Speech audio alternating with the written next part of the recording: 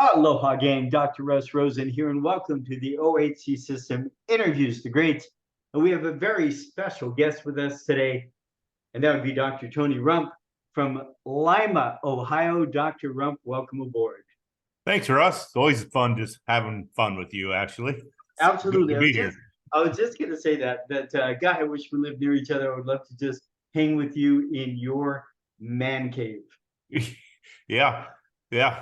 It's a work in progress, but it's close. Absolutely. Yeah, and just for fun, I mean, this is a little off target, but tell us about the man cave and what you're building.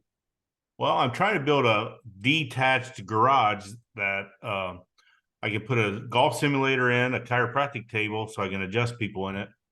So that creates the write-off portion of this whole thing. And then a batting cage for my grandsons and me.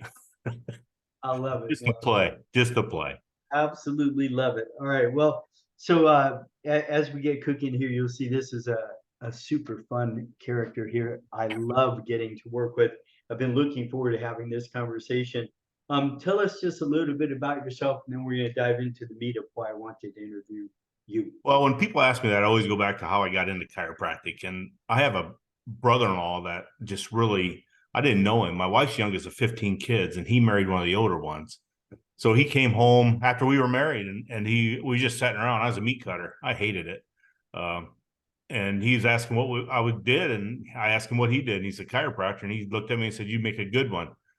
So that was in about May, August. He lived in Mississippi. I live in Ohio. We went down to visit him in August. October, I moved down there, and what a giving person. He sold me when we went on to Biloxi Beach, and he was drinking on a Thursday afternoon, screwing around. And he says, "This is every week, dude."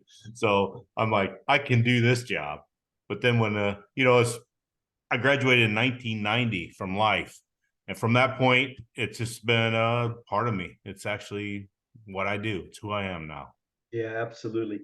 And one of the things that I find interesting, and I talked to so many different doctors about, I personally, when I started practice, spent 30 minutes a person. And then eventually I got to 23 an hour doing network. And then eventually I went back to spending a little bit more time per person and going deeper. And I've been on both ends of this, and they both work amazingly well, but they're not the same. They're just different. And I know you too, you've done a higher volume, and then you decided, I think, you're doing quantum neurology and you're going real deep with people.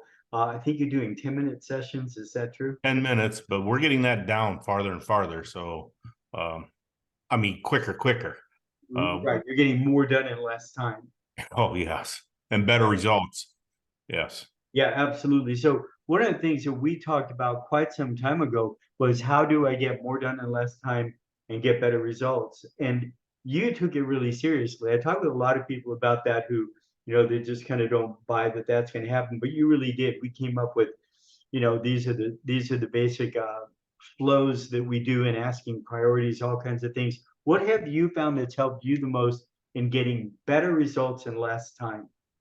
The biggest thing is being okay with stopping if I'm not connected with them. So like, it sounds strange, but when you walk into the adjusting area and I start muscle testing immediately, and I tend to BS a lot and joke a lot. So sometimes my focus just goes, and being okay and backing away and just saying, "Give me a minute. It's not adding up," and starting over and then getting it done. And people appreciate that. I'm so much better at it when I just refocus and go with, and the intention is always there to get it done, the most I can get done in that amount of time. Right. And one of the things that, again, you actually did is, giving the highest priority during this period of time. So in this style of adjusting, right, if you're doing Atlas only, that's it, and that's beautiful. And if you're doing diversified, then you're just doing. But if you're doing this kind of work, QNNE, the AK based techniques, you're really looking for the system to guide you as to where to go. Absolutely. And that when way, we had that, I'm sorry, when we had that conversation of this amount of time, of the universe will give me this amount of time each visit, and I just said, and so I just trusted the universe because I've been doing it for so long. But once I trust the universe, it always, why not? I mean, you're trusting God, really, and pretty good trust. So it's amazing when I do that and say, okay, it's all clear now. It's clear for the day. It's all for today. And I always look, and it's like 8 to 10 minutes exactly all the time. It's like, dude, that works out awesome. So now when I say the highest priority and let's get it done, it's a standing thing in my office. That means within 10 minutes. Yeah, So the universe just takes care of that for me. that's right. And for, docs in different models or different techniques, it's kind of subluxation versus compensation, right? So if I really get to the core subluxations, my experience is the system responds, and it's amazing. It's amazing what happens when we get but if we're on the compensations, or Uh-huh. we're on the next level. So some of the in both Tony and I do quantum neurology, and when I was doing that work, I could see layers. So right now it's here. What's coming after this clears is this, and what's coming after that clears is this. You can start to see layers. Problem is if you don't do it in the right order, it's like a combination lock that just doesn't open up because you didn't use the right numbers. And one of the things you've been brilliant at is really following that and letting go of this is what I think versus this is how I'm guided. And when we do it, we get way better results in a fraction of the time. True. I use well, when I first start, we first talked about this and we talked it out and you guided me into this. I had to check myself. So in quantum neurology, we do all the myotomes, cranial nerves. And so I did all them in the beginning. And then I did the highest priority and in what order, highest priority, what's next. And then when it cleared out, I'd go back and check the myotomes and they're strong all the time. So now I just don't even waste time with that. That's right. Unless I have a client or somebody's like, you didn't do this, this, and this, then I'll prove it to them.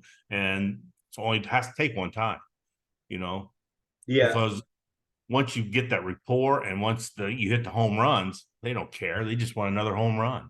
that's right. So along those lines for docs, depending upon whatever technique you use, it's and when Tony and I talked about it originally, don't take my word for it. Do all the tests you would normally do. Take the time. Do everything. Check everything. Then ask the body, highest priority, what do I do? And then do that and then go recheck everything. And the first time everything clears, you go, wow, maybe that was a, you know, mistake, or maybe that, and you do it again, then all of a sudden you start recognizing they know better what they need than you do. I'm not saying when they say crack my neck, I'm saying their innate wisdom knows more of what they need and in the right order. If you can just connect to that and be guided by that, that's where we get the amazing results. And you do get amazing results because we talk about the kinds of results you get and they're phenomenal. Yeah. And thank you.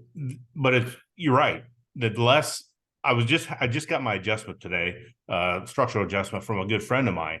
And we were talking about this and he's like, how do you do that? I said, just the less you worry, the better. Take the crap off and just do it. We all got this cool set of skills, whatever they are, and just trust the process that it's going to work and then verify it and move on, collect the That's money. I mean, that's the that's, thing. Yeah, was it Reagan who said that? Trust but verify. Or was that Nixon? I thought Uh, it was BJ. I have no idea. oh, Didn't he say everything? yeah, I'm sure he did. I'm sure he did. But that's it. It's not just trust. It's trust, do it, and verify. Trust, do it, and verify. Have a way of checking. And my experiences, and again, you're one of those people who've taken it to heart and really gone with it. We get so much more done in less time because we're hitting bullseyes. We're not hitting fives and tens. And by doing that, we can get better results. And my experience, and I know this is yours too, is it truly is not the amount of time we spend of what they value. It is the results. And when they are getting those kind of miraculous results, it just doesn't matter. And when we are present time consciousness with them, and I believe I asked you to do this when you see, I forget her name was here, But I've done it in my office where I've had my CA ask, how much time were you on the table? How much time were you there with Russ?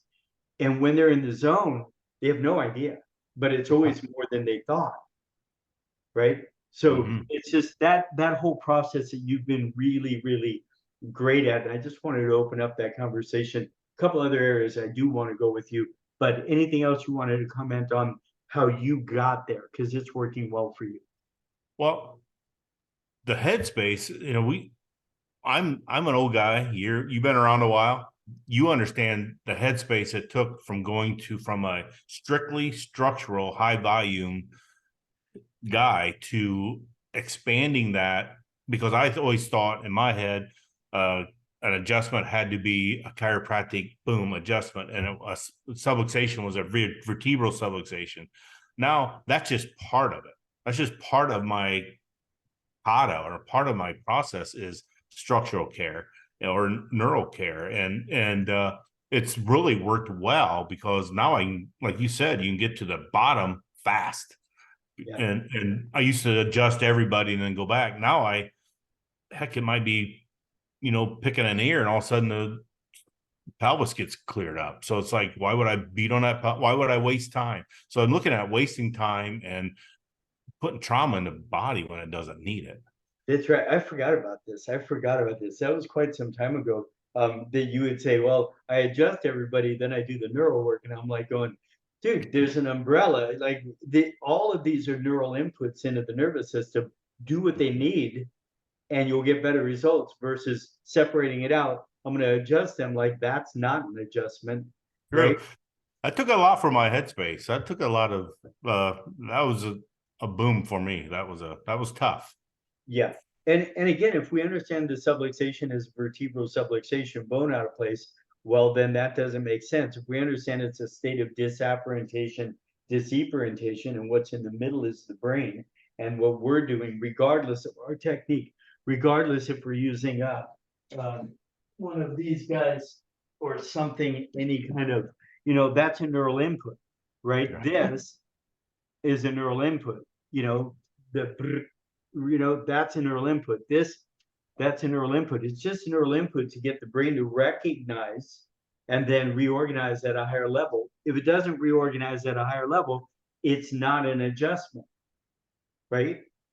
Yeah. And it just, my old school of straight chiropractic, and it just kind of like, now that I don't have all that, for lack of a better word, crap on me, I get better results, because I don't have to do that in a way to be true to my profession. I can be true to my profession by being true to myself. I mean, more true to the profession. Yeah, true. More true to the profession. I Yeah. agree. Hey, one of the things you also did that I thought was such a cool thing was right well, sometime after COVID, you had a get your smell back party. Yeah, we did. Tell us a little bit about that. Well, it was, I, we probably had 10 people there, but the oldest guy was 92 and hadn't smelled for 50 years. Had nothing to do with COVID. And it's like, dude, I don't, well, let's try. So we tried, and of course, nothing happened, but the night was fun, and we did smelling on everybody. They brought a partner as a workshop. So we had them all test it together and write it down, and they tested each other. We had 4 different vials, and then I went through and did the quantum neurology protocol on testing, just cranial nerve 1. And but where I but this is like after we talked about the combination lock, and so we had to, so I took it one step further on some of them that got a little bit of results in that night. At that night, I thought, what the hell, swing for the fence. I started doing neural stacking, like what we create. I would do the smelling and say, okay, what nerves are associated with that issue, because it was a weak test, and we just, sometimes they were doing all kinds of weird things, but then the smelling would incrementally get better, and probably, I don't know, 3 or 4 of them got like 60-70%. The old guy could smell it was different before he left. I didn't think that was a win, but he thought it was a win. Absolutely. So Anything. yeah. But out of them 10 or 11, I probably got 3, 4 people coming in for a 6-month care plan.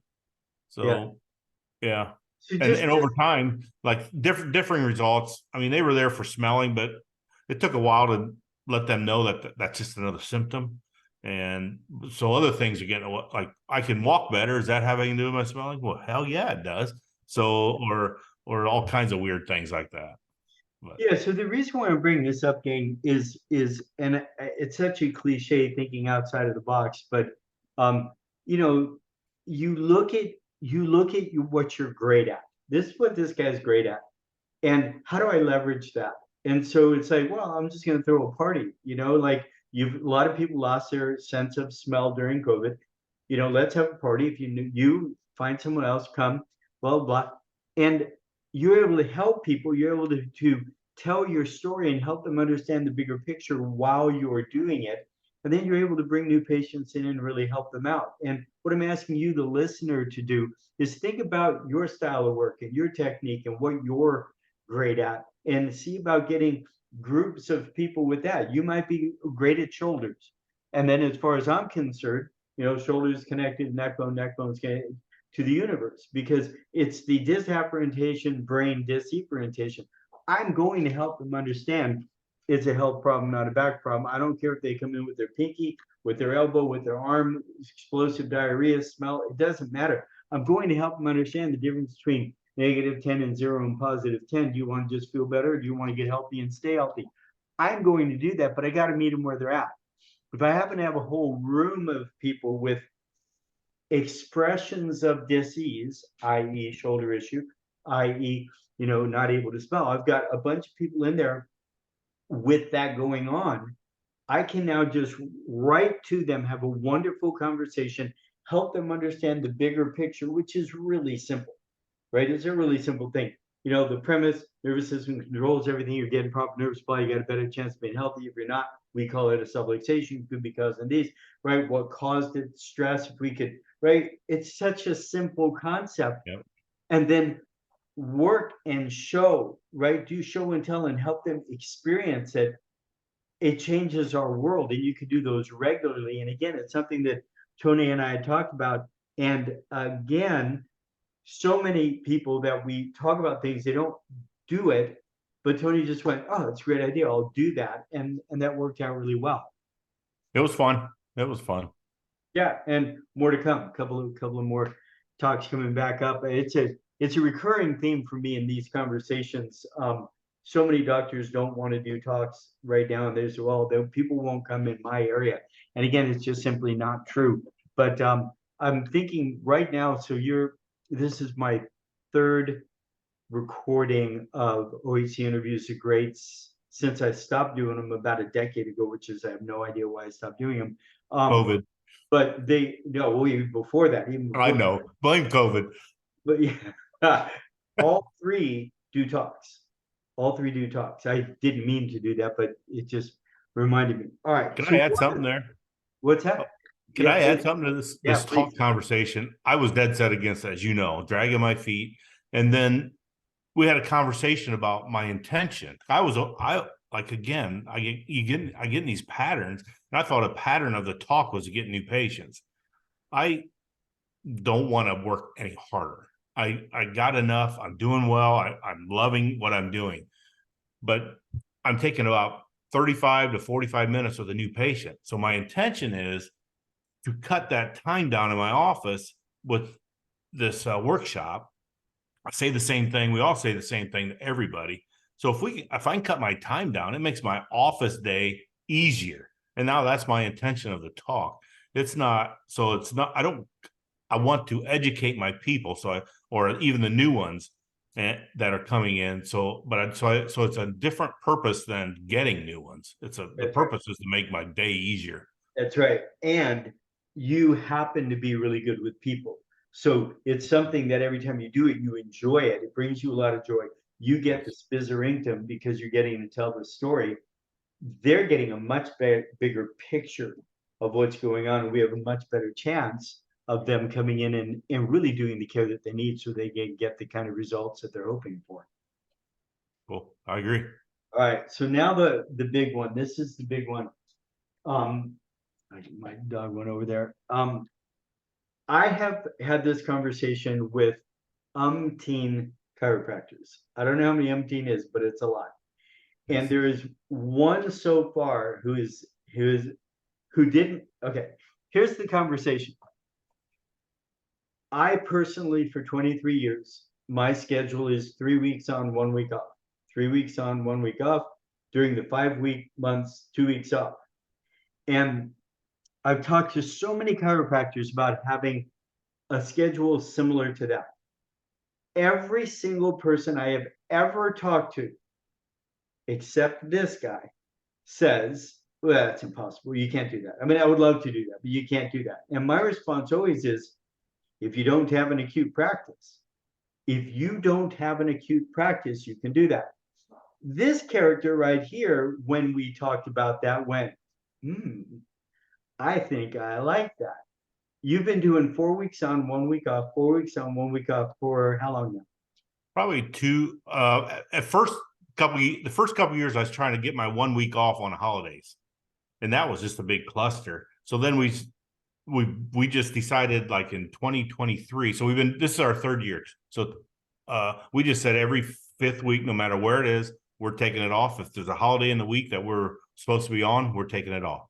So it's working well. And how's it working with your schedule and with your patients?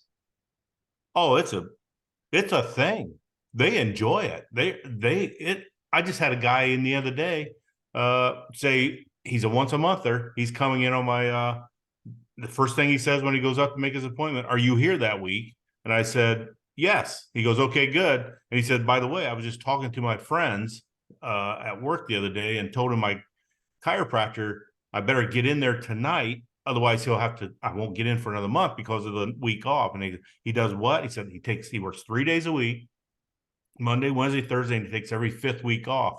And the guy says, they asked me, "Why you do that?" And I said, "Cause he can," is what is, and it's true, but they like it. I tell them, you advise me to tell them the first day that this is my retirement practice. This is keeping me in the game, and it brings me more joy, which increases money. I mean, my money's going up. It's the craziest thing. Right. And I love it. I would never Yeah, go back. I forget how many months in a row now, but every month for quite some time, your collections are breaking records, and you're taking more time off. And Yeah, again, the reason for that is because you are filling yourself up, and you then have more to give, right? You're feeling true. good, you're feeling strong, and you're living the life that you want to live, right? Because we're old enough now, man. At least I am on the back nine. I'm not I kidding am around. too. I know I am. And man, I want to enjoy it. It's going quick, right? Things just True. happen fairly quickly. The older you get, at least that's my experience. And I want to be able to really enjoy it. And that's something that you do, that you take that time to enjoy it. And one of the things we've laughed about is at the end of my off week, I can't wait to get back to work. I miss it. Like I love getting back to work. And then, wow, okay, I'm looking forward to this next week off. And especially also you're also doing the thing with the 3 days. With that's Yes. fantastic. So you've got a 3 day weekend. Is it a 3 day weekend every? Yep. Every Friday's off. Yeah. So you got a 3 day weekend, and you're getting to recreate yourself, to regenerate yourself. So when you're in the office, you're present and you're taking care of Easy. people, you're getting great results, and it's easy. And then you get to go play, you get to spend time with your wonderful wife, all your your grandkids and all that kind of stuff. And then you get to get back and be with your family. And it is such an inspiration. You're the first. And I'm hoping from this, I have like three other doctors right now who are on the edge. They're like right on the edge of thinking maybe they can do it. Any thoughts? Well, if it's a money thing, that's stupid because they'll make more money. If it's if they're afraid of patients leaving them, um, I don't think that's the case. Actually, people come in sheepishly on that week off and say, "Doc, I two timed you." Not everybody, there's people every week that and I had to go get an adjustment. I said, great, that's what I would have done. Let's keep on your. Why? I mean, it's better than going to the ER. Right. So I don't care. I have no attachment to that as long as I stay on their plan here. And so that's a good thing. And it built it. I just upfront with them. Can't get a hold of me that week. You Yeah. do what you want to do. You know, I this and the plans. I do 6-month care plans. I just rope it right in. Say I have not. And when I present, I say take every 5th week off. And I've never seen it's never affected the results at the end. It's Yeah. actually helped them because your body needs time to adapt away from me also. Yeah. Beautiful. And look, again, Gig, if you're running a pain-based acute practice, I agree with you. You can't do this. But if you're Why not would running want a to? pain-based acute practice and people really get it, they understand the neurology of it, then you can do this too. All right, Dr. Rump, any other thoughts before we close up and head on out? The one thing I learned with working with Wes here, with Ross, is he will get inside your head and figure out what you want and then give you tools to get to where you want to go. When I first met him, I was on the question was whether or not I wanted to leave the profession because it was COVID and I just couldn't figure it out. Whether or not to leave the profession or modify everything and just create a whole nother life. And so there was a lot of tough questions he asked me, and we were very truthful. He was very truthful, and I decided it was better to stay because this is what I feel like I put on the earth purpose was. Besides, we'd probably end up divorced if I spent that much time with my wife. But anyways, so we just started working for the big dog, well, what we wanted. And now I'm like, we're really working towards this waiting list concept. And it's tough for an old dog to get that concept in my head. But every day I hear my wife works the front desk. Every day I hear her say, we have nothing today. We'll have to schedule a next day or the day after. And I'm like, damn, that's coming to fruition too. Yeah, real close. These talks, I think, will do it. But it's just like, so now I know what I want to see. I see in them every day. We see that. We see the amount of new patients, report findings I want to see. So like I work tomorrow and Wednesday, two days in a row. But anyways, but I but I know what I'm going to see. I can tell you how much I'm going to collect, and it's all good. It's so nice. There's no worry to it. Absolutely. I was emailing back and forth with your wife earlier about these last couple of months. You know, we know what the goal is, and you're hitting that goal this is it. This is all I want. I don't want any more. For those of you who are listening, is that going on for you? Right. And again, one of the things Tony and I were able to figure out is when is enough enough? There, a lot of us, enough is never enough. We're never happy. You know, we finally get this and then we crash. He was like, no, I don't want more than that. This is what I want. And you're hitting it. You get to be joyous. You get to be happy. You get to make more money than you were making before. You get to make more time off. And you're really creating the life of your dreams, which is, you know, my goal. Well, you are right there with me. Like you made that possible in respect of being a mentor. And I mean, some days you tell me to get my head on my ass, and I need that. And then I got to give you kudos through this process. 2 years ago, my mother died, and 6 months later, my father died.